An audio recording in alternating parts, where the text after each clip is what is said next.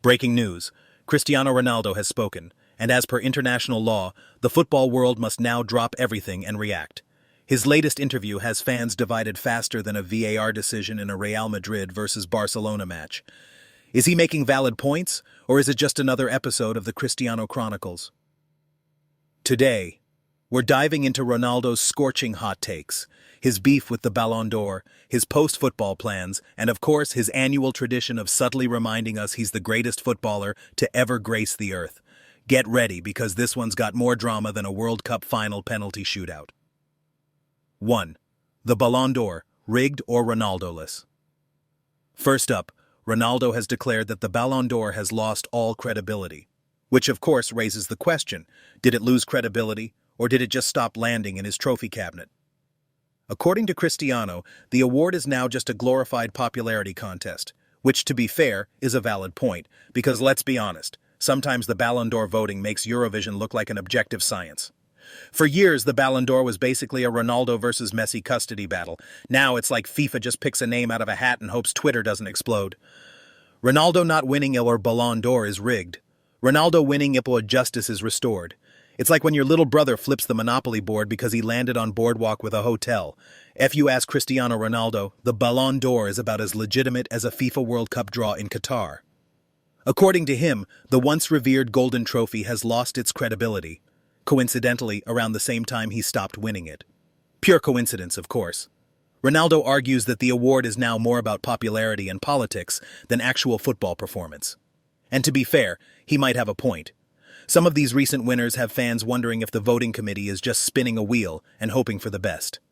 One year, it's a clear-cut win. The next, it's a plot twist straight out of a telenovela. But let's be real.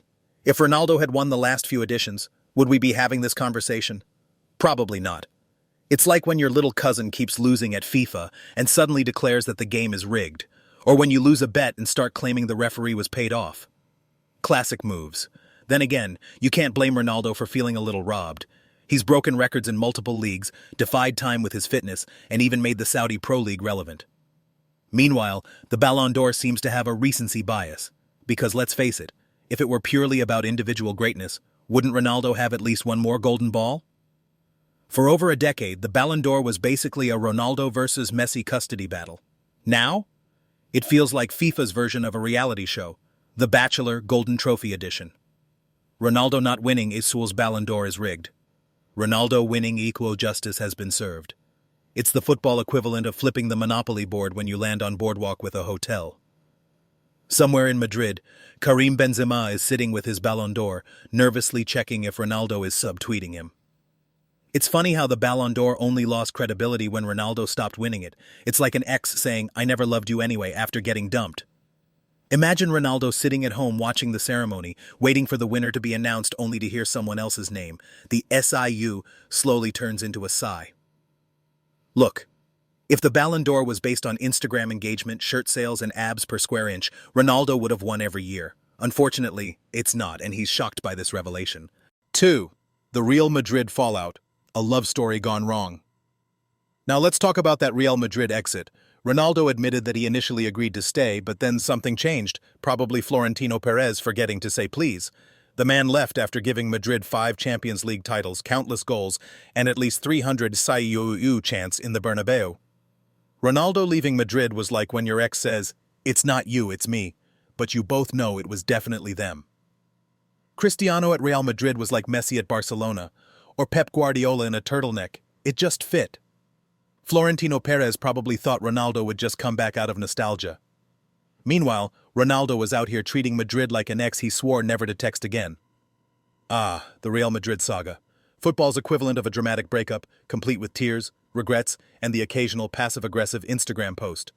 Ronaldo initially agreed to stay at Madrid, but then, in a shocking turn of events, he left. Why? Because when your boss doesn't fight hard enough to keep you, sometimes you take the hint. It's like when someone says, "Hey, you can stay if you want," but they don't actually try to stop you from walking out the door. Florentino Perez probably thought Ronaldo would come running back, but Cristiano had already booked a flight to Turin, leaving Madrid fans clutching their replica jerseys and crying into their churros. Remember, Ronaldo gave Madrid everything: 5 Champions League titles, countless goals, and enough SIUU celebrations to last a lifetime. But even legends don't escape football politics, and when Madrid started eyeing new talent, CR7 took his talents elsewhere. Cristiano at Real Madrid was like Messi at Barcelona or pineapple on pizza. Controversial but undeniably iconic. Florentino Perez probably thought he could replace Ronaldo like an iPhone upgrade. Spoiler alert, it wasn't that simple. Madrid fans went from chanting "Sayuu" to "Why did you leave?" in record time. Ronaldo leaving Madrid felt like watching your parents split up, except instead of custody battles, there were Champions League trophies at stake. If Real Madrid was an ex, they'd be the type to post "I'm fine" on social media while secretly binge-watching Ronaldo highlights at 3 a.m. Florentino Perez tried the "we don't need you" approach, but let's be honest, Madrid without Ronaldo was like Batman without the Batmobile. Still good, but missing that extra punch. Whoa. 3. Retirement? Nah, Ronaldo 3000 is coming. Retirement? Cristiano says he's not even thinking about it. Instead, he's preparing for his future, because apparently running faster than time itself isn't enough. Now he's got business ventures in the works. That's right, CR7 isn't just a footballer. He's a brand, an entrepreneur, and possibly the first man to play professional football on Mars if Elon Musk gets his way. When Ronaldo finally retires, expect an emotional farewell game where he scores a bicycle kick in the 90th minute while shedding a single tear of pure greatness. By 2050, we'll have CR7 energy drinks, CR7 airlines, and CR7 universities, where the only subjects are hard work, dedication, and ab exercises. If you thought Cristiano Ronaldo was winding down, think again. Retirement? That's for mere mortals. Ronaldo is out here talking about business ventures, long-term plans, and essentially setting himself up to be the Elon Musk of football.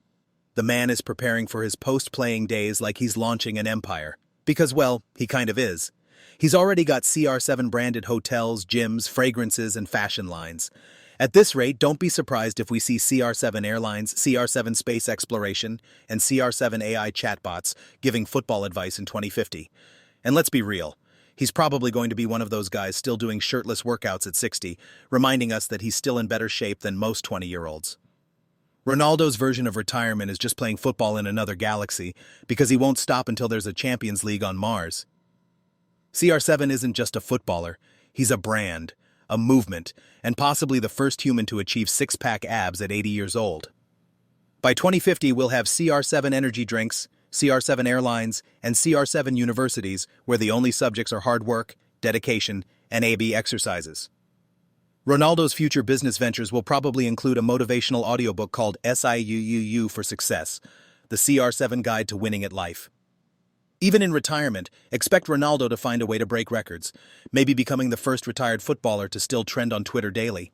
4. The Messi dinner proposal, enemies to lovers arc.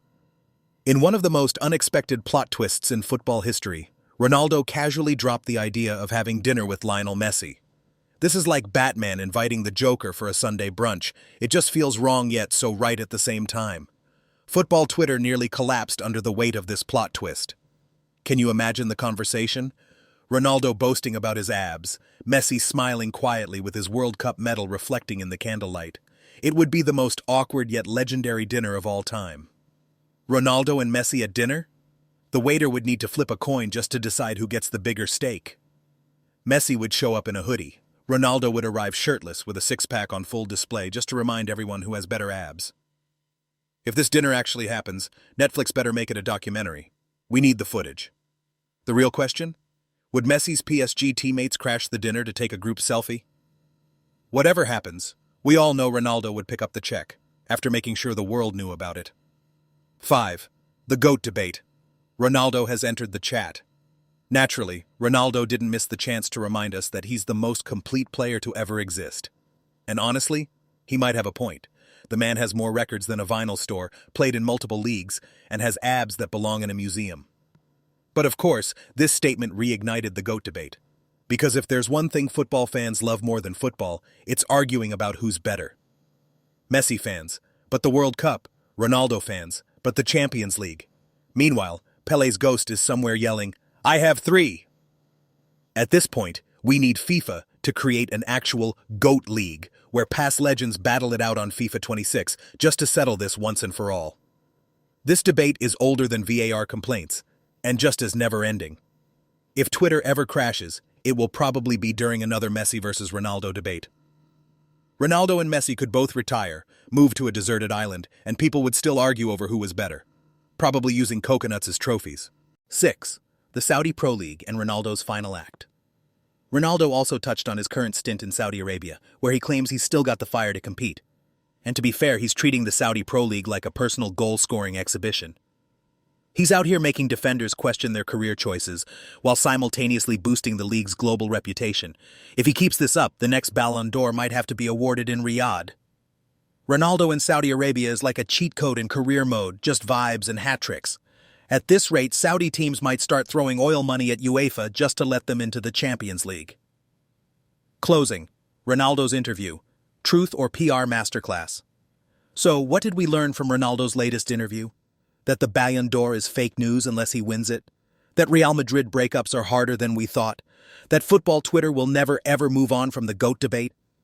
One thing is for sure, love him or hate him, Cristiano Ronaldo is still the main character of football. What do you think?